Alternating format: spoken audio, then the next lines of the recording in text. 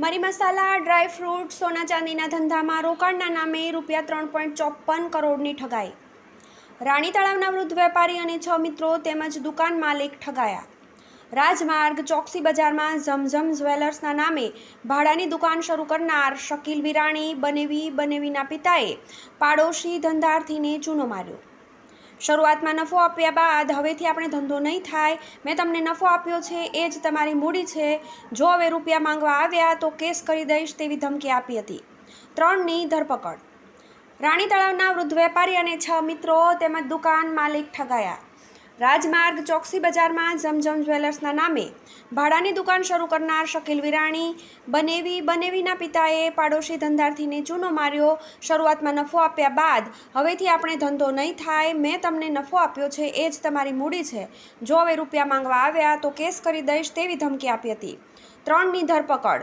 સુરતના રાજમાર્ગ ચોકસી બજારમાં ઝમઝમ જ્વેલર્સના નામે ભાડાની દુકાન શરૂ કરનાર વેપારી તેના બનેવીને બાજુમાં બેલ્ટ અને પરફ્યુમનો વેપાર કરતા રાણી તળાવના વૃદ્ધ વેપારીને 6 મિત્રો તેમજ દુકાન માલિક પાસે મરી મસાલા, ડ્રાયફ્રૂટ અને સોના ચાંદીના ધંધામાં રોકાણના નામે ₹3.54 કરોડની ઠગાઈ કરતા મહિધરપુરા પોલીસે વૃદ્ધ વેપારીની ફરિયાદના આધારે વેપારી, તેના બનેવી અને બનેવીના પિતા અને અમદાવાદ રહેતા વેપારીના અન્ય બનેવી વિરુદ્ધ ગુનો નોંધી વેપારી, તેના બનેવી અને તેના પિતાની ધરપકડ કરી છે. પોલીસ સૂત્રો દ્વારા પ્રાપ્ત થતી વિગતો મુજબ સુરતના રાણી તળાવ બીબીની વાડી ઘર નંબર 12-26-78માં રહેતા 63 વર્ષીય અબુબકર ઉસ્માનભાઈ ચાંદીવાલા અગાઉ રાજમાર્ગ ચોકસી બજાર ટાવરની બાજુમાં અલી મંઝિલ ખાતે ક્રેઝી બેલ્ટ એન્ડ પરફ્યુમના નામે દુકાન ધરાવતા હતા. ત્યારે ઓક્ટોબર 2016માં શકીલ હારૂનભાઈ વિરાણીએ ત્યાં ઝમઝમ જ્વેલર્સના નામે સોના ચાંદીના દાગીનાની દુકાન શરૂ કરી હતી. તેમની દુકાને તેમના બનેવી સફી, રફીકભાઈ મેમણ અને સફીના પિતા રફીકભાઈ મેમણ પણ બેસતા હતા. વર્ષ 2021માં સફી મેમણે અબુબકરભાઈને કહ્યું હતું કે તે વિદેશથી મરી મસાલા અને ડ્રાય ફ્રૂટ આયાત કરે છે અને ભારતમાં વેચી ઘણો નફો મેળવે છે. જો તમે મારી સાથે રોકાણ કરશો તો નફો અડધો વહેંચી દઈશું. આથી અબુબકરભાઈએ ₹32.50 લાખ રોકતા મહિનાના અંતે સફીએ નફાનો તેમનો હિસ્સો ₹41,315 આપ્યો હતો. ત્યારબાદ સફીએ મોટું રોકાણ કરશો તો નફો વધુ મળશે કહી વધુ રોકાણ કરાવી નફો સમયસર આપવા માંડતા બીજા પૈસા રોક્યા હતા.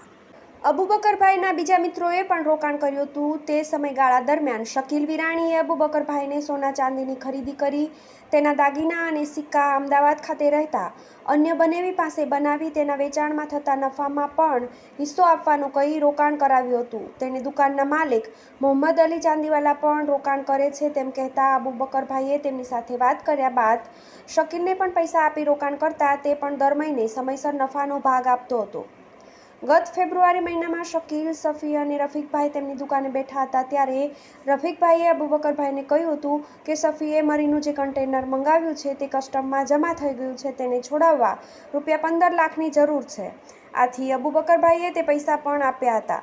ત્યારબાદ અબુબકરભાઈ હિસાબ કરવા તેમની દુકાને ગયા ત્યારે ત્યાં હાજર શકીલ અને સફી પૈકી શકીલે કહ્યું હતું કે હવેથી આપણો ધંધો નહીં થાય, હવે મારી દુકાને આવવું નહીં. અબુબકરભાઈએ તેને રોકાણના પૈસા પરત કરવા કહેતા બંનેએ ધમકાવતા કહ્યું હતું કે તમને જે નફો આપ્યો છે એ જ તમારી મૂડી છે, જો હવે અમારી પાસે પૈસા માંગ્યા તો મારી નાખીશું અને તમારી ઉપર કેસ કરી દઈશું.